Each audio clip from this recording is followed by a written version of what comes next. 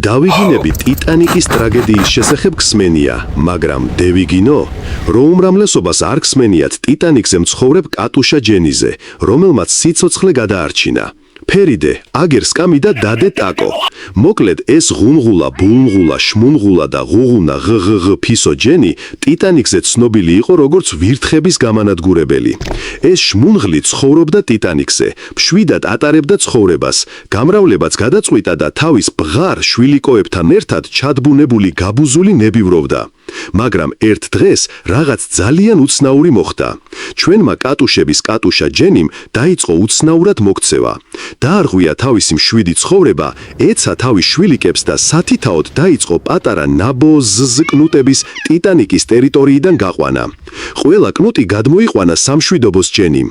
ხო და ამ დროს გელას უთესლესმა სნაიპერულმა თვალებმა დაინახა ჯენის საქციელი და იღნოსა აქ რაღაც ყლეობა მოხდება და ჯობია მოვხიო აქედანო. ჰეჰე, ერთი ჯენი და მეორე გელა გადაურჩა ამ ტრაგედიას. მპუ, კათ.